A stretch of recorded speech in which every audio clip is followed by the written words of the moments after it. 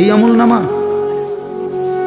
তুমি না আমার শ্রেষ্ঠ উম্মত, আমি না শ্রেষ্ঠ নবী, তো আমি এই আমল নামা নিয়ে কেমনে মালিকরে দেখাবো? আমি কেমনে দেখাবো যে আল্লাহ আয় মাওলা এটা আমি শ্রেষ্ঠ নবীর শ্রেষ্ঠ উম্মতের আমল নামা, এটা কিভাবে দেখাবো? এই জন্য আমরা এই কিতাবে পড়ছি উর্দুতে যে নবী তখন বলবে, উম্মত তুমি আমার এত বড় বেইজ্জতি কেমনে করলা? আজ হাসরের ময়দানে তুমি আমার উঁচা মাথা ছোট করে দিলা উম্মত। আমি তো এমনটা আশা করি নাই, আমি তো এমনটা আশা করি নাই। আমি তো 23টা বছর কোনোদিন ঠিক মতো খাই নাই, ঘুমাই নাই। আমি তো 23টা বছর দুয়ারে দুয়ারে ঘুরছি, কবি আরশ पर कभी फरश पर, कभी उनके दर कभी दर बदर, गमे आशिकी तेरा शुक्रिया मैं कहां कहां से गुजर गया।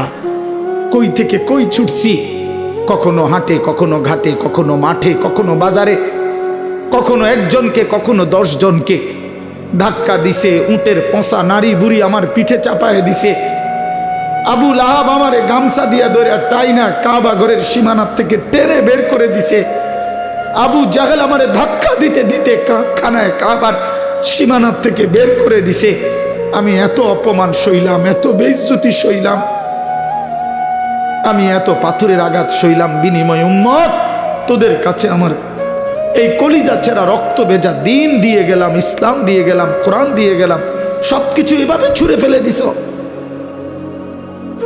আজ 30 বছরে যে নবীর কথা মনে পড়ে নাই, 60 বছর বয়স এখনো বিড়ি সিগারেট খান মিয়া, কেমনে নবীজির সামনে দাঁড়াইবেন? এই উম্মত, এই মুসলমান, আল্লাহরে সাক্ষী রেখে আজকে রাতে ঘুমাইবার আগে একবার ভাইবেন, একবার ভাইবেন, একবার। 60 বছর বয়সেও বিড়ি সিগারেট ছাড়তে পারেন নাই, 60 বছর বয়সেও গালি দেওয়া বন্ধ করতে পারেন নাই, 60 বছর বয়সেও চা দোকানে নাচ গান বেড়ি দেখার অভ্যাস ছাড়তে পারেন নাই, 60 বছর বয়সেও সুদের টাকা নিচ্ছেন, কিস্তিতে টাকা নিতেছেন। আরে হারামখোর, কেমনে নবীর সামনে দাঁড়াইবা? কেমনে দাঁড়াইবা বাপ? ওই চাচা,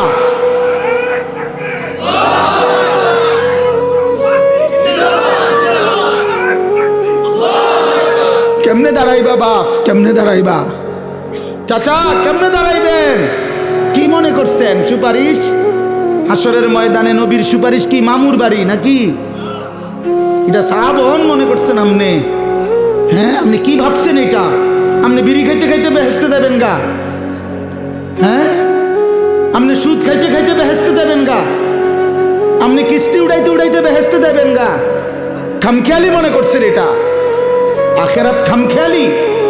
খোদার কসম, কোরআন শরীফে আছে ১৪ লক্ষ আম্বিয়া আদম থেকে নবী মুহাম্মদ সাল্লাল্লাহু আলাইহি সাল্লাম পর্যন্ত হাসরের ময়দানের ভয়ে দিবানিশি কাঁদছে। এমন কোন নবী নাই, এমন কোন নবী নাই হাসরের ময়দানে কাঁদছে, হাসরের ময়দানের ভয়ে কাঁদে নাই। এমন কোন সাহাবী নাই যারা হাসরের ময়দানের ভয়ে কাঁদে নাই। এমন কোন আউলিয়া নাই যারা হাসরের ময়দানের ভয়ে কাঁদে নাই।